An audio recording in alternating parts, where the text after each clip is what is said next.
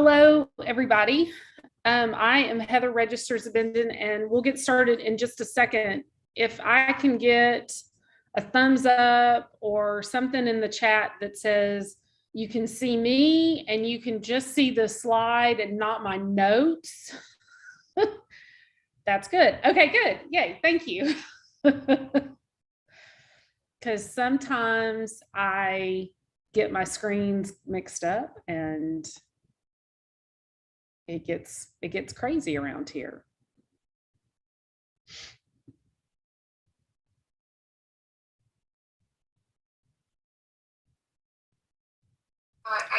It is like, yeah.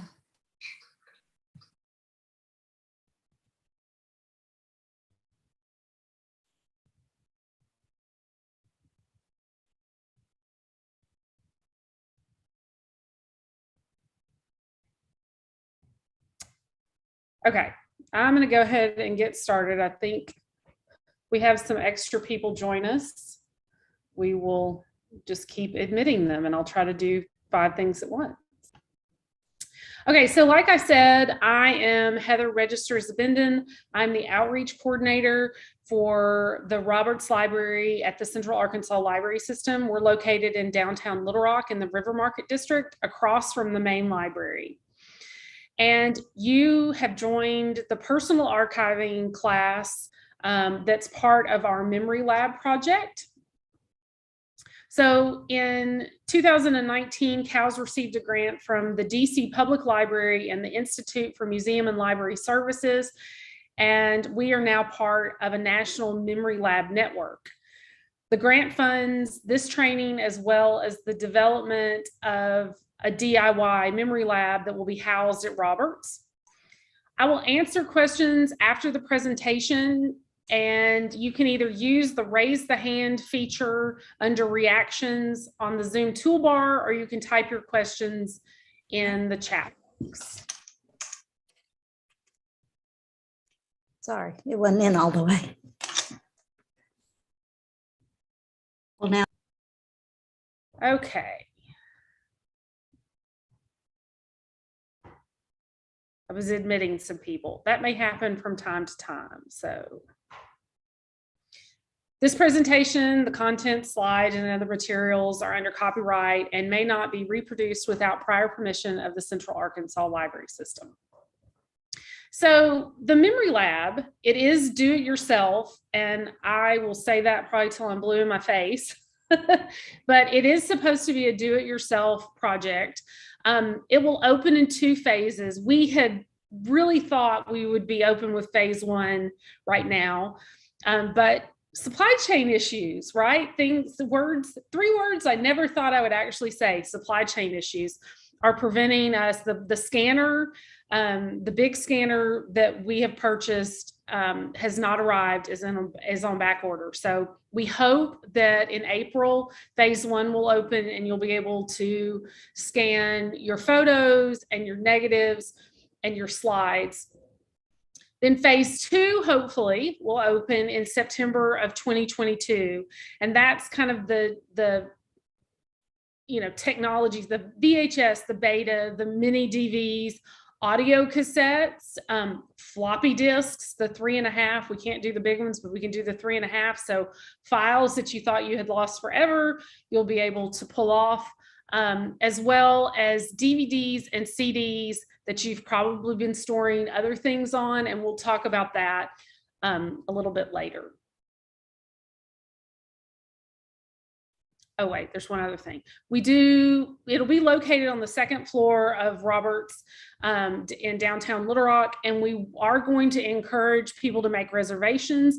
You'll be able to make a reservation in 2-hour blocks, and you can do back-to-back reservations, because when you're digitizing VHS or beta or one of those, if the tape is 2 hours long, you're going to sit there for 2 hours while it digitizes, because there's no way to speed that up. Technology has not created a way to speed that up. So you just have to be patient and work your way through it. So in today's class, this is what we're going to go over. We're going to go over clumping, the evil of tape, and going digital, or go digital. So, this, why personal archiving? Why is it important? Who would want this old stuff? My grandmother used to say that all the time. Who's interested in that old stuff? But for historians, the personal papers of everyday people are the great discoveries of the work we do. I would argue that personal archives, these personal papers, are the most important and most significant to the study of human history than the papers of the great, the famous, and the infamous. Plus, there are more of us, everyday people, than there are of them, those famous and notorious and great people.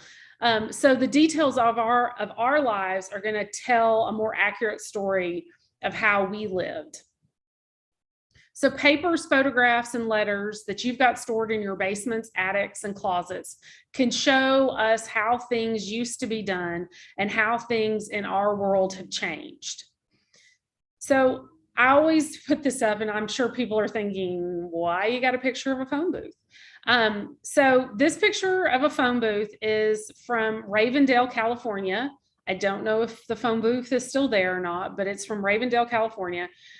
And, did you ever think that in your lifetime, you would not regularly see a payphone somewhere? I didn't. I mean, I used to carry a dime and then a quarter in my pocket in case I needed to make a phone call. And now I have a cell phone that I take with me everywhere.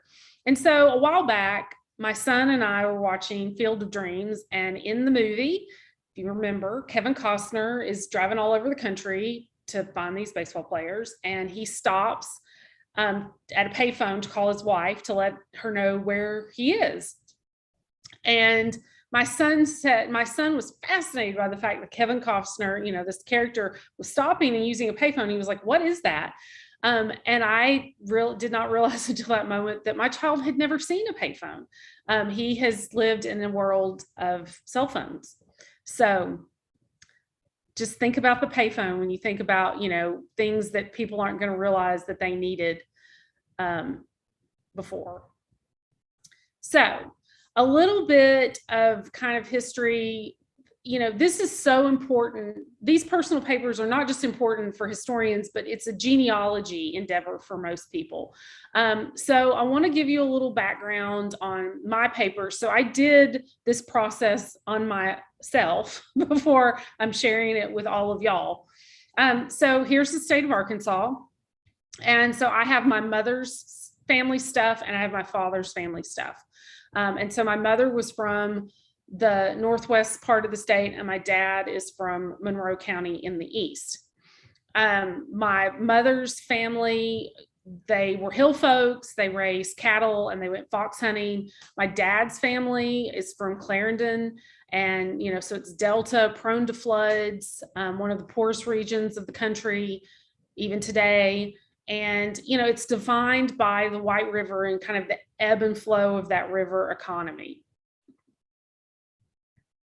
So I have photos, documents, and papers from both sides of my family, in addition to the old photographs, documents, and letters from my maternal grandparents and my paternal grandmother. I also have stuff from my paternal grandmother's older sister and her husband, my great aunt and uncle, because they didn't have any children. And so this is a picture of my parents' wedding day, and the woman on, hang on, I'm admitting somebody. Okay. The woman on the, I hope that she's on the left of your screen, in the purpley pink dress is my paternal grandmother.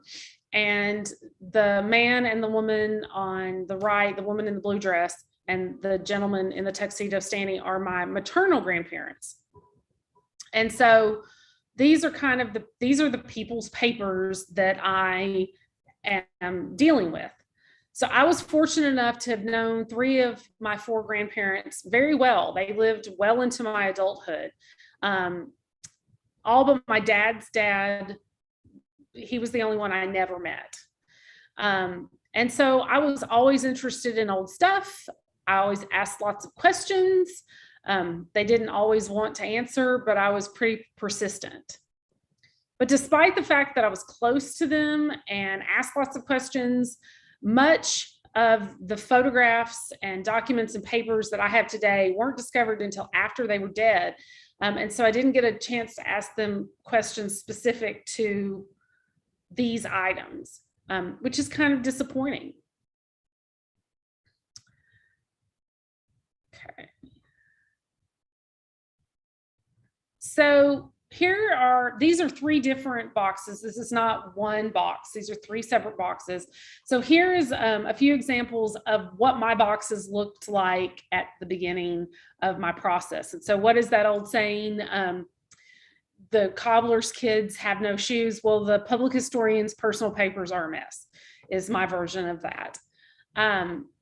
So I've got a mix of stuff here. I've got paper, I've got photographs from different time periods on different types of paper printed in different processes. In one of the photos, there is a woman's lace clutch. There's some books, there's a little bit of tape there. So it was really kind of a mess. At one point, about 30 years ago, I tried to get it a little organized and it didn't. I didn't go very far. And so I had just kept adding things to my different boxes and tubs. So when my maternal grandmother died in 1996, she left everything to my mother. She lived in a 4-bedroom house. My grandfather had died 3 years before her. So she lived in a 4-bedroom house with a full bedroom set in each bedroom. So chest of drawers, dresser, nightstand, and a closet, lots and lots of space to hide things. And so she had boxes, and she also had boxes under the bed. And these weren't filled with clothes like you would think in a bedroom. They were filled with stuff, with papers. And I always have to say it was all neatly filed away. My mother would kill me if I didn't note that this was not a pack rat hoarding kind of situation. There weren't piles of junk everywhere. It was all neatly concealed out of sight. But she had kept everything. They had kept everything from about 1955 to 1996. My grandfather was audited by the IRS twice in his life, and he kept every check stub, every bank statement. And because they were children of the Depression, they hid money throughout the house. And so we had to go through everything when we were cleaning out their house, just making sure we didn't miss something. And this house was a new house. It was built in the 70s. And the grandparents, as I knew them, my grandparents, as I knew them, they always had new things. They had finally come into money, and they always had new cars, and the house was new, and the furniture was new. There wasn't a lot of old stuff around. Even the photographs on the walls were Olin Mills style portraits, or Sears portrait studio portraits of the grandkids. Nothing really old. And but so I thought, and so as we were cleaning out, I actually discovered in the top of a closet several brown paper grocery bags full of old papers and old photographs, which was just like one of the best days of my life. So we're going to actually start. So those are the papers that I have. So that's kind of what I'm dealing with for my personal process. And so we're going to start at the end, and we're going to talk about practical storage solutions and the supplies that you're going to need for storing all of this stuff. So kind of starting at the end, working our way back. So before you start going through things and clumping like things together, you're going to want to figure out where you're going to put it all. And you don't have to buy everything at once. This should take some time. I always say that this is a marathon, not a sprint. Unless you just have a really small amount of stuff, it's not going to be done in a weekend necessarily. It took me several months, I guess really a little over a year to do all of my stuff, to get all of my stuff organized together, scanned, digitized, and put away. Okay, so for storage solutions, the gold standard is the Hollinger box. It's a clam shell box that stands upright. I always tell people to buy these in legal size. Don't mess with the letter size because you're bound to have some legal size paper. So it's better just to start with legal size. Letter will fit in legal. Legal won't necessarily fit in letter. So the Hollinger box is a brand name that's kind of become a generic. So you can order these online. We actually have on our website on robertslibrary.org, and I'll put the link in the chat after I finish the presentation, but we have a place that gives kind of some supply lists. You want to get legal size, acid-free archival folders. And you'll probably want some pieces of what's called blue board, which is also acid-free to use as spacers if you can't fill up the box with file folders. You want to have some space. And that's the one where you can see my hand holding up. That's a little piece of blue board spacer. I always like to point out here that acid-free is, it isn't acid-free forever. But it should remain acid-free for our lifetime and that of our children. So you shouldn't have to worry about it, but you do want to get acid-free archival quality. And I always try to very politically correctly say that sometimes the stuff that you find at the big box craft stores that says it's acid-free is really not acid-free. I'm sorry to tell you that. Then you're going to want to think, where are you going to put all this stuff, right?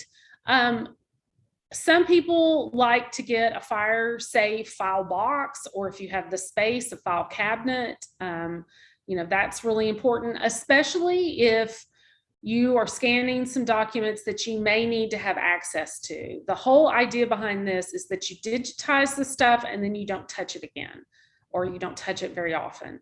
So if you're dealing with some maybe legal documents, deeds, things like that, that you're going to have to access, you might want to get something that you can store in a more open setting. And you definitely want to try to do fire safe if you can.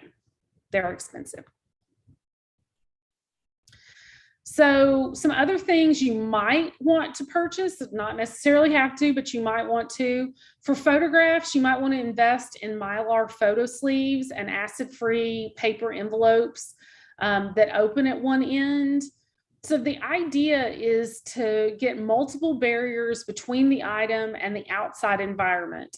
So you want to have kind of like the outside environment, so dust, dirt, water, air, light, and then an envelope or a folder, maybe a piece of Mylar, maybe a piece of tissue paper, and then the item. So you're wanting to get as many layers as possible.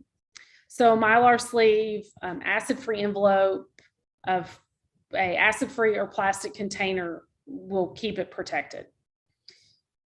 Be aware of big box art and craft stores.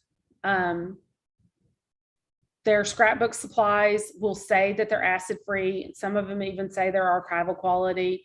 I would not trust that. You can order this kind of stuff online. Gaylord is one company. University Products is another company that sells archival supplies for anybody. Locally, if you want to go and pick up stuff locally, the Container Store in Little Rock sells some archival boxes and some acid-free tissue paper. They also sell boxes to keep your wedding dress in that's archival. So I am actually a big fan of these plastic clamshell boxes. I think they're easy for people to get in and out of. I used these to store items in the process of scanning stuff. I do not have the luxury of having a big house that I can kind of close off a room. And so the dining room table became the location for this project, and it occasionally had to be used for other things. So having these clamshell boxes were great. And it's also good for larger things if you don't want to get into the whole folder Hollinger box stuff. So some other supplies you're going to need, you're going to want acid-free tissue paper, acid-free paper maybe to interleaf, pencils, micron Pigma pens, which you can get at big box stores, and they're great. They're back in the kind of the art where the paints and the pens and stuff like that are. And then plastic paper clips, not metal paper clips. And this is mainly to keep things together that you're scared are going to get separated in the process, not for long term. And they're fun, bright colors. Okay, so where to store it once you've digitized and rehoused it. You do not want to store your personal archive in the basement. Even if it's a finished basement, there still can be a moisture problem. You don't want to use a garage, an attic. Please don't keep it in a barn. We often find things come to us out of a barn, so don't put it back in a barn. Climate control off-site storage can be good, especially if you don't have the space in your house, or if you live in an apartment and it's small. But you just need to be aware that, as with any place that you don't own, things can happen. Okay, so clumping. And I think this is personally my favorite part. I do like to organize things. I will admit that. So the first thing you're going to want to do, you get it all out of all of its hiding places. You've got it stored under the bed. You've got it stored in the basement. You've got it stored in the attic. I had it in closets. I had it everywhere. And so I got it all out into the dining room, onto the dining room table to really kind of see what I had. So the word clumping is not my word. I cannot take credit for it. Part of this project, part of this grant was two of us got to go to Washington, D.C., and we spent some time with folks from the Library of Congress. And this is actually what they call it when stuff comes to them and they've got to organize it. They call it clumping. So it's not an official archival term, but it's pretty darn close. So here's some important tips before you start the clumping process. If you're dealing with papers from different sides of a family and they are already separated by family or individual, you really want to keep them that way. Work with one family group or one individual group at a time. Future generations will thank you, and if it ends up in an archive somewhere, the archivist will thank you as well.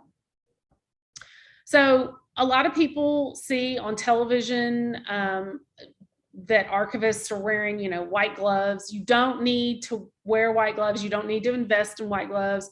They can actually damage fragile papers if they get caught on them. So just clean, dry hands are the best thing. And we've all been washing our hands so much, it shouldn't be a problem, right? So you may encounter mold, mildew, or other unmentionables like bugs as you're going through stuff. So I keep some gallon-sized Ziploc bags handy that you can quarantine those items as you find them, and then you'll deal with them later.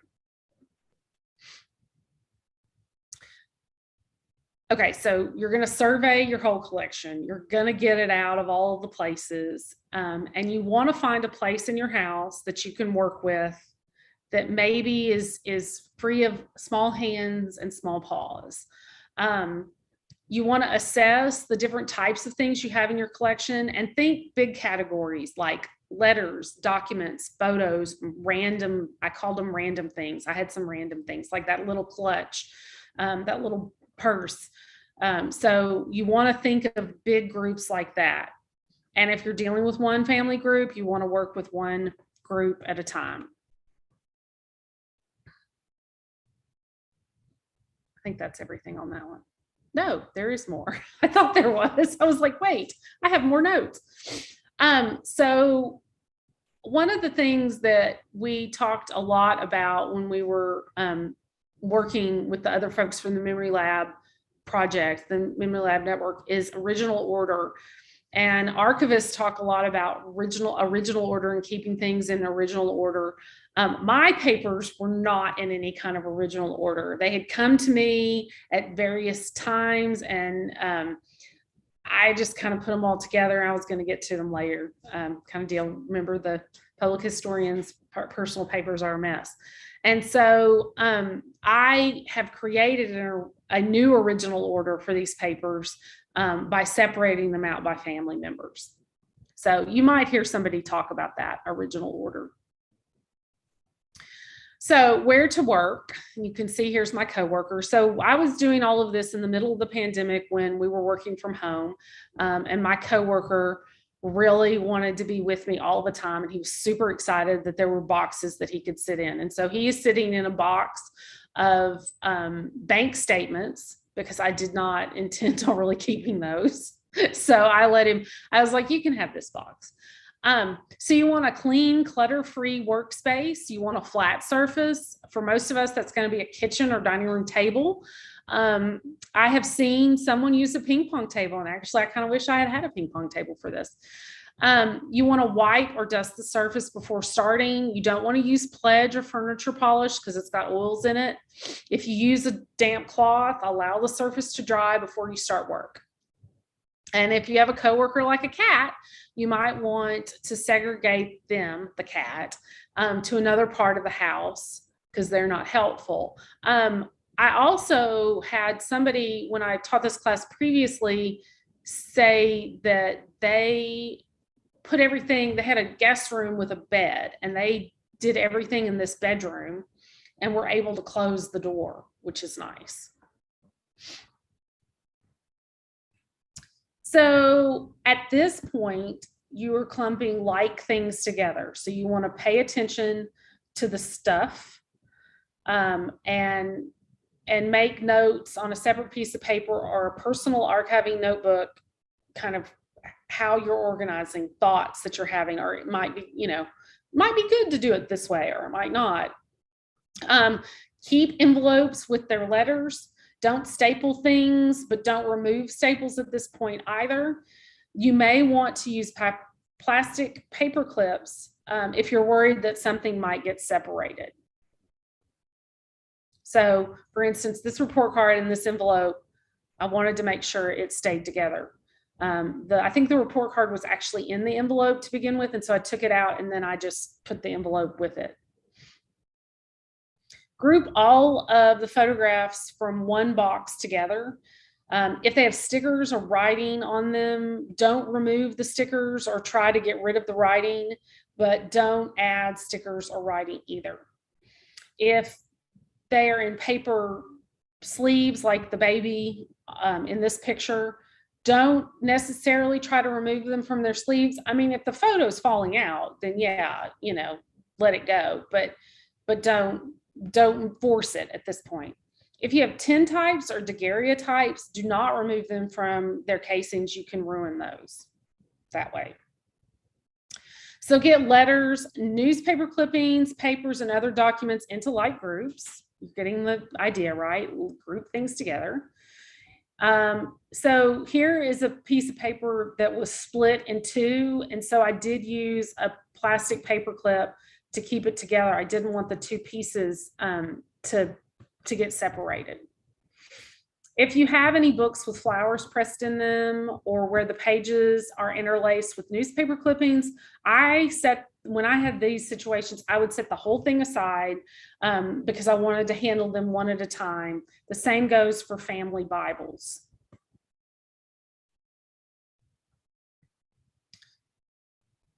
So here is that same box from the beginning clumped.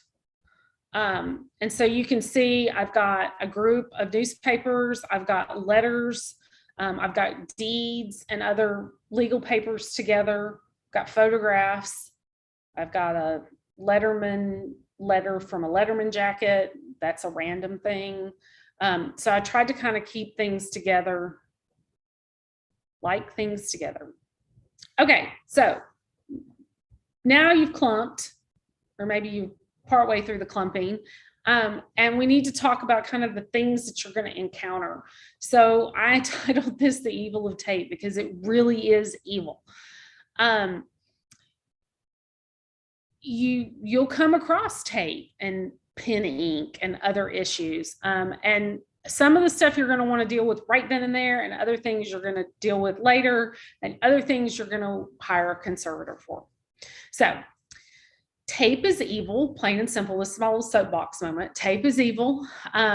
It can do a number on paper, and you can see here, hopefully in this photograph from the Indiana Historical Society, that the tape has changed colors, the tape has changed the ink, the lines have come together. You can lose a lot of really important information. So just to be clear, there is no such thing as archival tape or adhesive. All tape is bad. Please don't use it. If it's already on there, that's a whole nother situation. Let's just not perpetuate the trend. So again, keeping things together, you can use Mylar sleeves. If you have items that already have tape on them, don't try to remove it. You will digitize it with the tape on it, and you're going to choose whether to let the tape finish its destruction, or if it's really something that you want to keep and preserve in its paper form and not digitized, you're going to want to hire a paper conservator. They can do magic. Film negatives are extremely important. This is the original of the photo. You know, the actual print is another generation of that item. So this is the OG of the photo. So you want to handle them with care, clean, dry hands, only handle on the edges. And I'm a big fan of these negative sleeves. My husband takes a lot of photographs and still loves to use film. And so I have invested in a lot of these sleeves so that he can keep them, and he has them in a little binder, an actual binder for them, not just a binder from the office supply store. If you're fortunate enough to have glass plate negatives, please be very careful with them. You want to have them carefully conserved and housed by a professional. So photos are the main thing that I think most people are interested in usually in this class. And so dealing with photos and knowing what you have, you've got the front side of the photo with the picture on it, but the back can also be really important. You probably have old photos that have been labeled on the backs. Some people are really good at that. Some people are not. It can be problematic.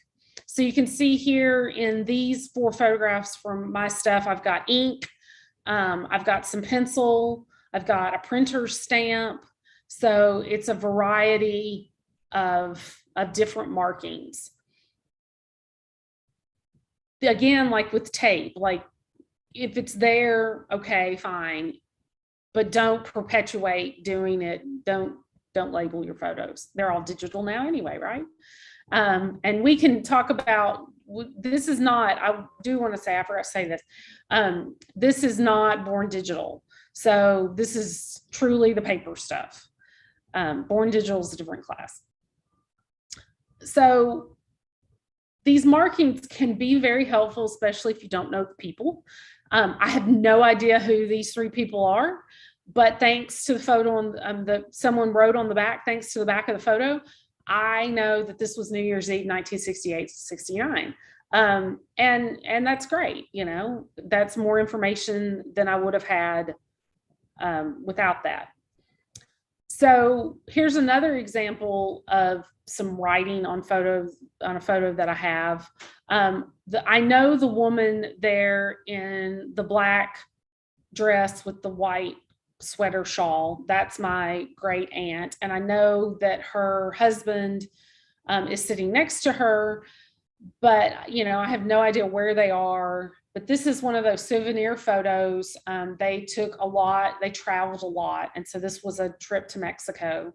And then they wrote on the inside of the paper sleeve who was with them and when it was and where it was. So details to the story that I wouldn't have had they not done that. But it can also be deceptive. So in this photo of 2 young girls, a quick glance at the back of the photo, you might think it says 1978. But I know for a fact that one of the girls in the photo was an adult in 1978 from the clothing that they're wearing, I can tell that this is from the late 50s, early 60s. So if you look really closely, and I did get a magnifying glass out when I was actually looking at the photo, this is either I97B or 197B. So just be very careful when you're looking at the backs of the photos. Here we got a double dose. We've got it written on the front and written on the back. You know, it happens, right? People did this. And despite your best efforts and everybody's best efforts, things go wrong. Things happen. I love this photo. I have no idea who these people are. They're apparently part of my family. I have to believe that this was intentional, because it cracks me up every time I see it. Somebody did not like this lady. I need to make up a whole story about her. You may have some of these postcard or photo books in your collection. And so these were actually in here, but they were loose. And so I just took them out. That black paper can get really acidic. I mean, it's a cool thing, but it can be a problem. You're going to want to take some reference photos sometimes of pictures. Just make sure that you take good reference photos and they don't get blurry like some of these did. And it's also handy to have a tripod around to take those reference photos so you can get a better shot. So what if there's already damage? This is a yearbook from my mother's side of the family. It was submerged in water at some point and dried, and so there was no saving it. So I took photographs of the pages that I could get unstuck, and I did throw it away. And if you really have to keep it, you want to store it separately. It can still continue to do stuff. So newspaper, we all know newspaper is really acidic. That's why it turns brown. It's that wonderful wood pulp. So here you can see in a scrapbook, I have a lot of these scrapbooks where people cut out newspaper articles and glued them into scrapbooks. And then you can see what happens on the other side. This scrapbook I kept together and just took photographs of the pages. Same with this, took photographs of the pages, scanned I think actually these I scanned the pages, and I may have kept this one. And for those of us who were born in the middle of the 20th century, man, those magnetic photo albums, right? We've all got them. So for a lot of mine, the photos are releasing quite nicely. And so I took reference photos of the pages and then scanned the images individually so I could keep kind of an idea of the order of how, the photos were in there. If they're stuck in there still, just leave them, either scan the whole page or take pictures of the whole page. They should eventually release. Although I have a friend who hers are in there good. I mean, like she got the good quality. Same with scrapbooks and baby books. You want to scan the whole page or take reference photos. And I have lots of stuff like this where three-dimensional objects were taped into scrapbooks and baby books with tape. And so you just kind of leave them there until they fall out. Family Bibles are a real problem because they are often printed on poor quality paper, highly acidic paper. And so I took all of the little pieces and, sometimes you have them interleafed in the stuff is stuck in there. And so I took all of that out and I did note like what section it was in. I don't think that this piece of paper connected in any way to Deuteronomy, but just in case for future, I did make a note of that. And you can also buy boxes specifically for family Bibles. These are archival boxes, like the clamshell box, but it's for a Bible, and you put acid-free paper. I also noticed that there are a lot of places that sell Bible boxes like on Etsy, where it's a wooden box and it's very ornate and very decorative, and I'm sure it's very pretty. But when you've got a wooden box and you've got a Bible made out of wood pulp, it's just going to eat itself. So I would not recommend using those. Okay, so now going digital. Oh, we have a new person coming in. Okay. Now that you've gone through and you've clumped everything and you've kind of assessed everything, you're going to need to do a little, I had to do a little further organizing. Clumping wasn't the end of the organizing. And then you're going to digitize everything one by one. So yes, this is a picture of my father as a baby. I love this photo and I think it should be used in so many different places. He's a really happy dude, but not in this photo. So you can, sorry, I got distracted by the baby picture of my father. Create an organization. So the next thing you're going to do is you're going to want to organize everything. So you want to create an organization and digitization system that works for you. If you make it too complicated, you most likely won't stick to it. I actually started with a much more complicated system and was not sticking to it. And so I kind of reassessed. So the point of all of this organizing, of this clumping, of this getting everything out of its spaces is to digitize all of your items so that you don't have to handle them again. You want to store the originals and share the digital copies with friends, family, or whoever. So I'm going to talk a little bit now about the actual digitization process, the file storage, and the file naming process. If you are, I think most people are here not only to learn about organizing their stuff, but also about the memory lab. And so all of this, all of the clumping and organizing ideally should be done before you come in to use the memory lab once the memory lab is open. So we're going to talk about what options you have for digital storage, what formats you should be saving your photos in, and kind of sort of how to name those files.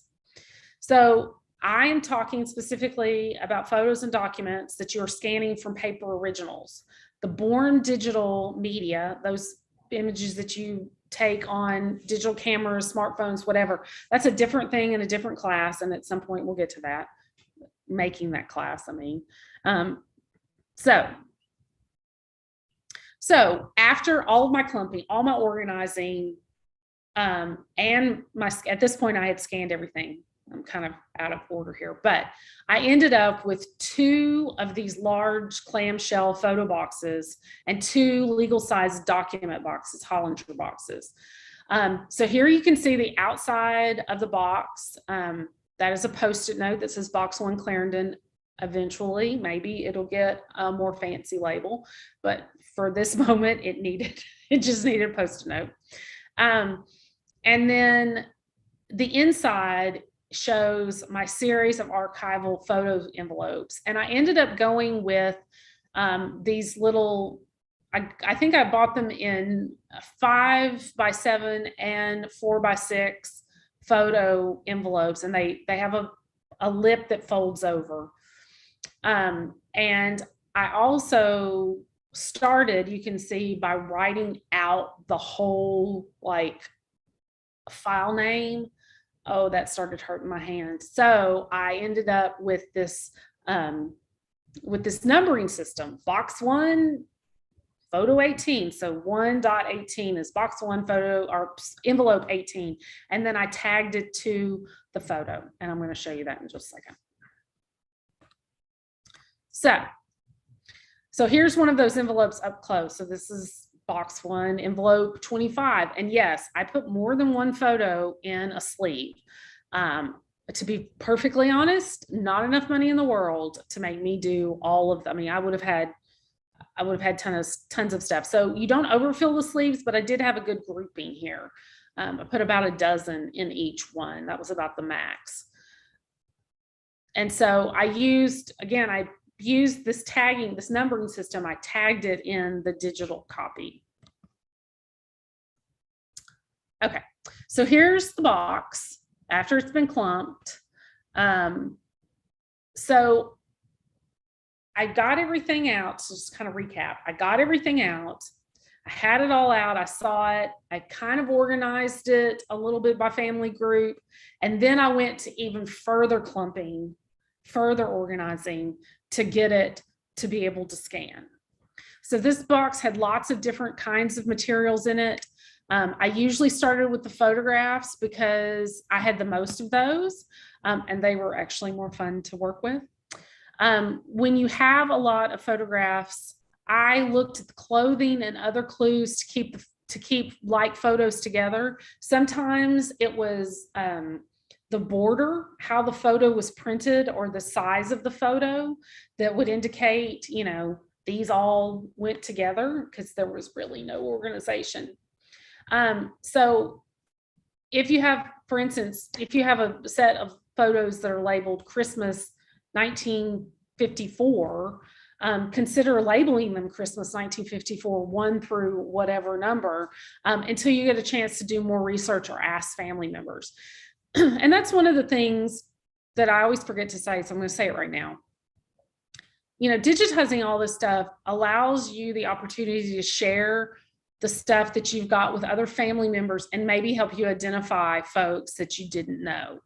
And you want to do that before your older family members lose their eyesight, because their eyesight starts to go, because it is a problem. I'm experiencing that in my family right now. And also you don't see it here, and actually I'm really upset at myself that I didn't take a picture. I used a ton of Ziploc sandwich bags, the fold over kind, to keep things together as I had to reload them into the box because I had to finish for the night, or we needed to have Thanksgiving on the table or whatever, you know. So I used lots of those to keep things together. And then I would take a Post-it note and label the outside temporarily so that I would know where I was before. So that's kind of what my process was. So flatbed scanner, most flatbed scanners are very similar.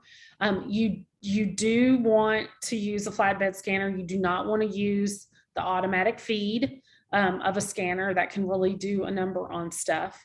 I mean, you can also get adapters for negatives and slides and things like that. And we'll have that with our scanner here for the memory lab. There are also apps that you can get for Android phones and iPhones where you can scan things. I don't know the quality of them. I've never used them, but this is just a basic Hewlett-Packard flatbed scanner that I have at home. And I would lay things out, several things at a time. You can scan more than one thing at a time. And you open your scanner. This is what my scanner setting looks like. I'm a Mac user, but the PC is very similar. So you open the scanner app, and then this box on mine pops up. I selected flatbed. And so you lay all your photos out on the glass, and then you can see it says overview scan. So at this moment, it was scanning an overview of the whole glass. And this is what it looked like. So it's identifying, a lot of scanners have this auto selection feature, and it's identifying, like, it can see the different rectangles. I found this not as helpful as I thought it should be.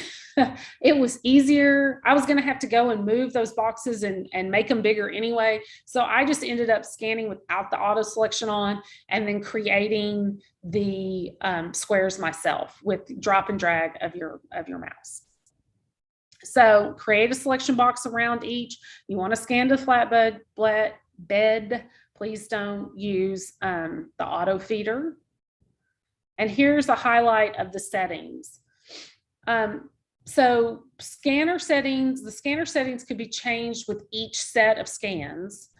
And so again, I apparently really wanted y'all to know this because I put it in my notes 3 different places.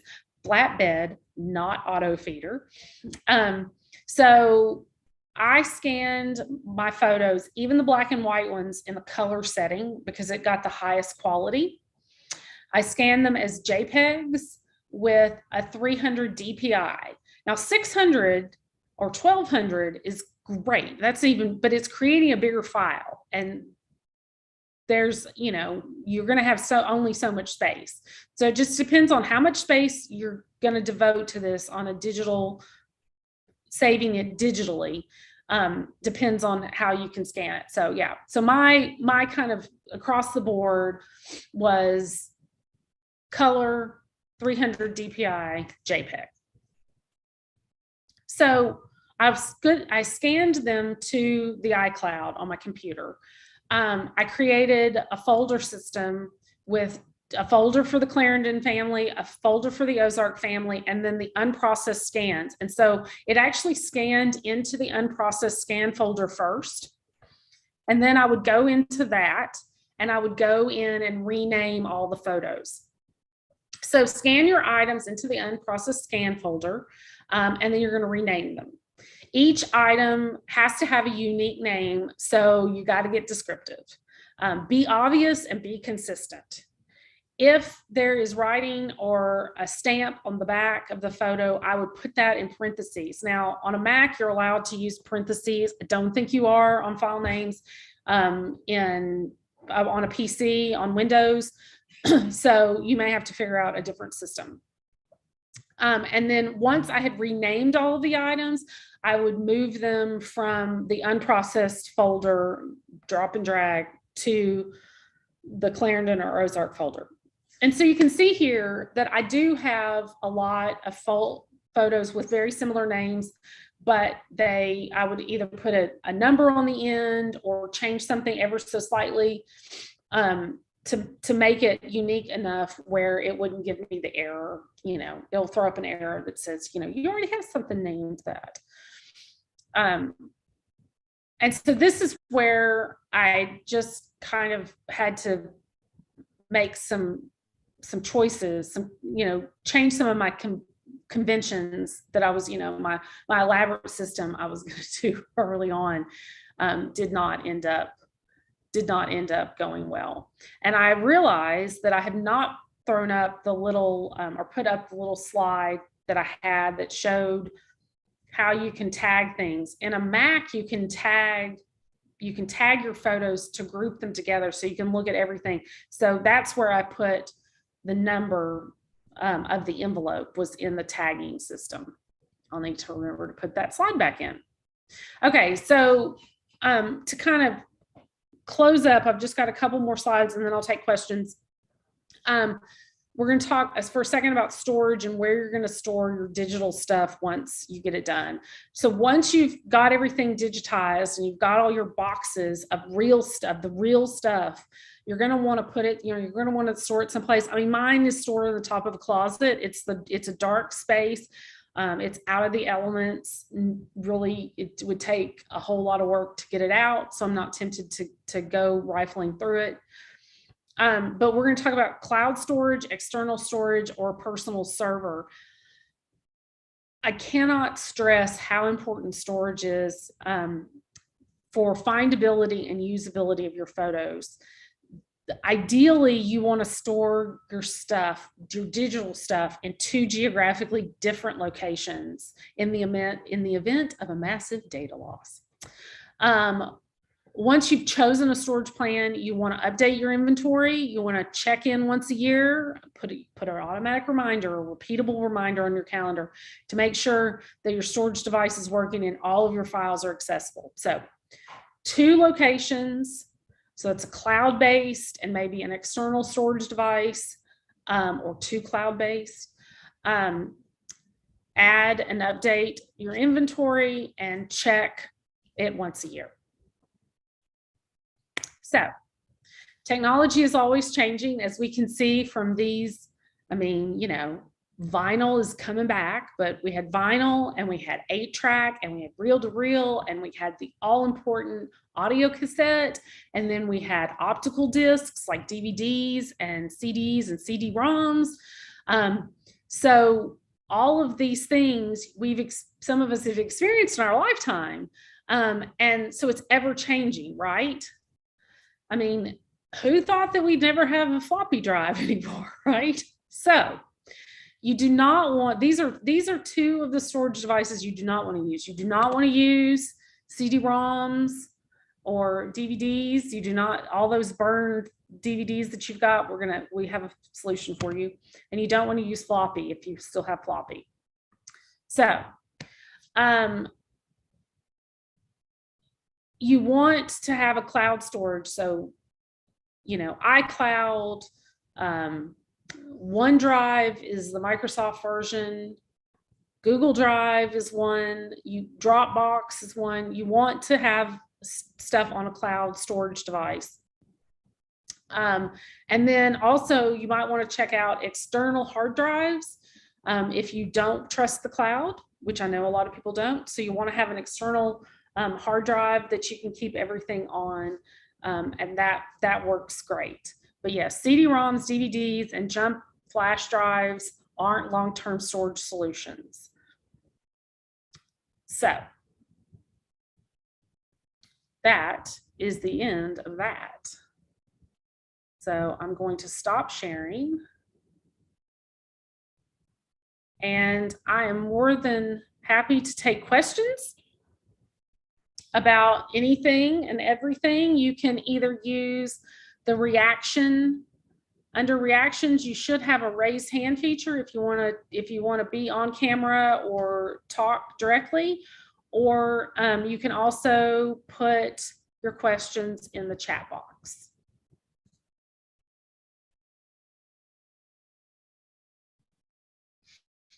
Did I explain it that well? Surely not.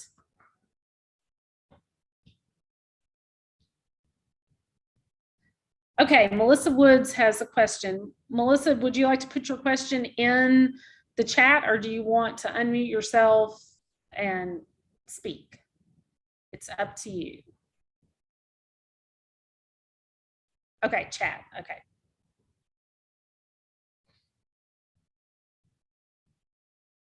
So while she's typing, I will say, because I think we had some people join us a little later, the Memory Lab, so this is all in preparation for us to have a memory lab here at the Roberts Library. We're located downtown across from the main library, and the memory lab will be on the second floor. It's not open yet. We really hoped that we would be open at least for people to scan photos by now, but supply chain issues, right? We're all dealing with those now. So the supply chain has our scanner is stuck somewhere. We're not really sure where, but it's stuck. And so once it gets here, we'll open that phase hopefully in April. And then in the summer, you'll be able to digitize your VHS and your beta and different things like that. Now, I will say that it will not allow you to digitize copyrighted materials. So you can't pirate any feature films. You can't make copies of those. You can't bring your record collection in and digitize all that vinyl. You can't, all your tape collection, you can't do that. But your personal stuff, you'll be able to digitize it all. Okay, so Melissa's question is, will your presentation be available to watch later? And thank you, the list of supplies needed. Thank you, I had already forgotten that. So yes, this presentation is being live streamed to YouTube right now. So as soon as we're done, it will be available for you to watch again. And then there's also a 1-hour version of this presentation. That's probably like a 45-minute version, really, that's already on YouTube that I did last spring. And then in addition to that, if you really haven't gotten enough of me, there is a 4-hour, count them, 4-hour version that I did at the beginning of the pandemic, because what else was I doing, right? That takes each of those things and really gets into it, like lots of detail. And actually, I may need to revise that one because it's probably out of date. So let me, real quick, before I forget, let me get you that email address, not email address, web address. I think I know what it is by heart, but the minute I start typing it in, I will be it will be the wrong page. I won't put a dash or something in. So let's see. There we go. And we do have also already ready, and in the branches are our oral history toolkits. It's a little micro recorder that you can do oral histories. So yes, you want to go to Robert, I put the link in, robertslibrary.org. Memory Lab has links to the videos. The previously done videos has links to the supply list and some more information. Okay, Karen says, any suggestions of what to do with pictures you and your family can't identify? Like you just don't know who the people are at all. I didn't know a lot of the people in mine either. So I would basically look at the photo like I look at photos here at work a lot, and I don't know who the person is. So I would just describe them. My title would be a description of, I had lots and lots of school pictures, kids exchange pictures.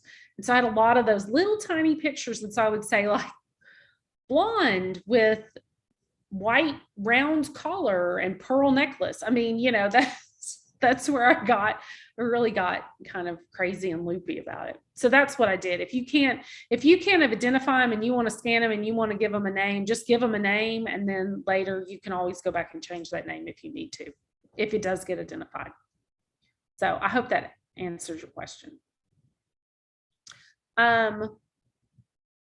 Lloyd asks, on your flatbed scanner, are you using the software that came with the scanner to store the images, or is there other software that you're using for storage? Okay, so the scanner isn't storing the images at all.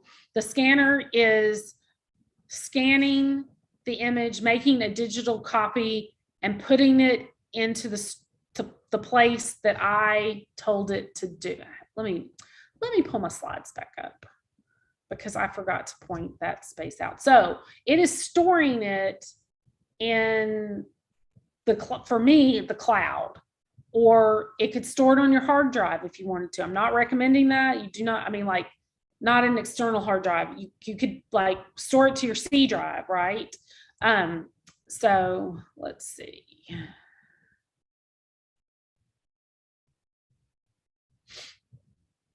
I have too many screens.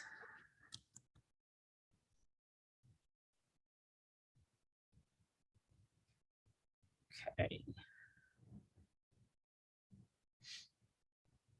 Here we go.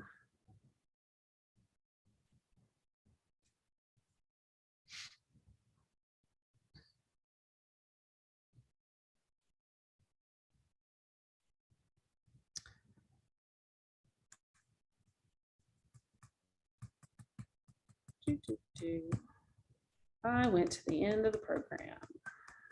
I went to the beginning of the program, and I meant to be at the end of the program.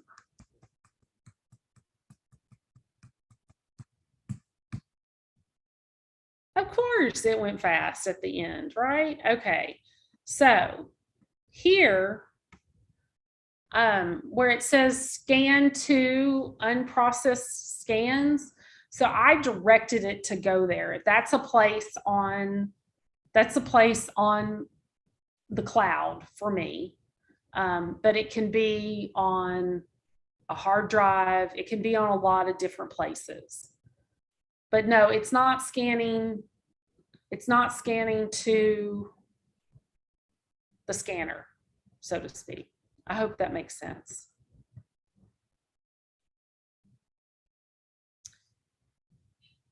Margene says, I have a photo album from my uncle's time in the Merchant Marines, circa mid 1940s. He died in his early 20s and had no descendants. Is there somewhere I could donate this album? Yes, I'm sure there is. Depending on if it is something, the Butler Center is always willing to take things. You need to contact, I'd start with him, Brian Robertson. and I'm going to give you his email address.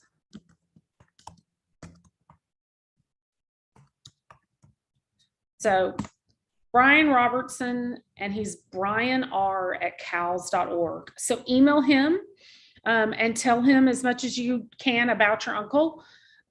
We do tend to take Arkansas specific things, but if it's not an Arkansas specific item, Brian can also point you in the direction to someone who might be interested in taking it as a donation. So yes, you're welcome. And there will be an opportunity with the Memory Lab. We honestly have not completely figured this out yet, so I don't want to make too many promises, but you will have the opportunity to donate digital scans of your items to the Butler Center for other people to see and use if you want to. So that is going to be one option with the Memory Lab. We were all gung-ho and ready for the Memory Lab, and then the pandemic hit and everything kind of slowed with our funder, and so we slowed, and now it's ramped back up and we're having to go, wait, what did we learn in January 2020? Remember back then? So any other questions?